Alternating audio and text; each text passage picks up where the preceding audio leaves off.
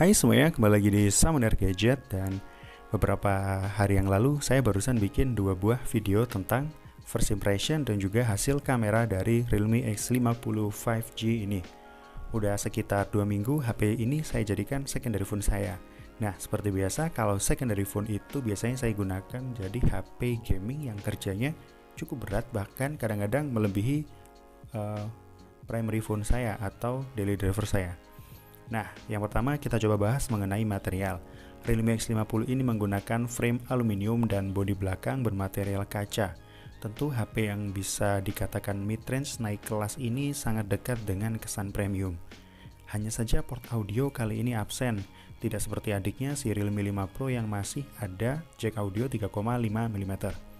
Lalu di bagian samping terdapat fingerprint sensor yang responsivitasnya cukup baik. Kemudian di bagian bawah terdapat port USB Type-C dan juga grill speaker. Lalu di samping kiri terdapat tombol volume yang posisinya menurut saya ini agak terlalu ke bawah, jadi kurang nyaman kalau misalnya digunakan untuk adjustment volume.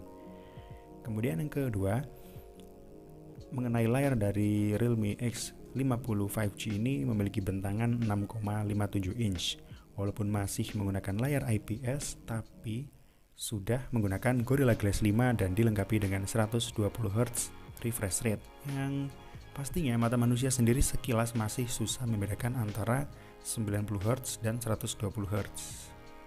Kemudian mengenai platformnya, Realme X50 5G ini sudah menggunakan Android 10 dengan UI Realme UI 1.0 dan dibekali dengan chipset Snapdragon 765G yang setelah saya lakukan pengetesan skor Antutunya mencapai 315.000 yang setara bahkan di atas HP dengan Snapdragon 845 series seperti Samsung Galaxy S9, HTC U12 atau HTC U12 Ultra dan juga LG G7 ThinQ dan juga OnePlus 6T yang skornya rata-rata ketika saya cek yakni sekitar 270 hingga 280 ribuan.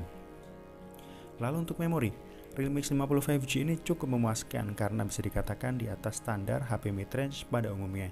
Kebetulan varian yang saya pegang memiliki RAM 12 dan internal 256 GB dan itu tergolong cukup besar.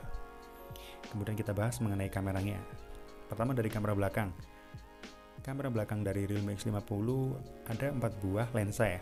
Untuk yang paling atas itu merupakan lensa yang paling besar dengan resolusi 64 megapiksel dengan aperture f1.8 dengan panjang lensanya 26 mm ya. Itu tergolong lensa wide. Dimana kalau misalnya lensa utama ini seperti biasa kerjanya masih belum bisa optimal ya. Jadi hanya bisa digunakan untuk satu mode saja ya. Jadi hanya mode 64 megapiksel, nggak bisa digunakan untuk portrait dan mode lainnya. Mungkin seperti mode makro gitu ya. Nah, kemudian ini untuk yang kedua, ini lensa yang paling optimal yakni lensa yang di 12 megapiksel dengan aperture f3.0 dengan panjang lensanya 54 mm dan termasuk kategori telephoto lens. Lalu telenya itu hingga 2 kali optical zoom. Nah, kemudian untuk yang ketiga, lensanya ini yakni lensa 8 megapiksel dengan aperture f2.3. Ini merupakan lensa ultra wide ya. Kemudian yang sebelumnya yang ultra wide ini sepertinya kurang maksimal. Jadi dari beberapa foto yang saya ambil ini detailnya sepertinya masih kurang dan masih terdapat noise di bagian pinggir-pinggirnya. Lalu yang terakhir untuk yang lensa keempat, yakni lensa yang resolusinya hanya 2 megapiksel dengan aperture f2.4 lensa makro. Dan ini menurut saya juga kurang optimal juga untuk lensa makronya karena hasilnya bahkan masih kalah sama lensa utamanya. Nah, kemudian untuk video, Realme X50 ini sudah mentok bisa sampai 4K 30 frame per second walaupun tetap masih harus menggunakan gimbal atau stabilizer.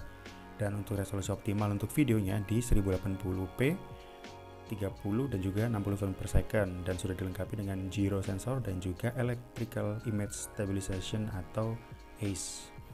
Nah, kemudian Realme X50 ini dilengkapi dengan fitur yang wajib ada di tahun 2020 yakni time-lapse, slow-mo, panorama, mode pro, dan juga text scanner. Lalu di bagian kamera depan sekarang kita coba bahas ya.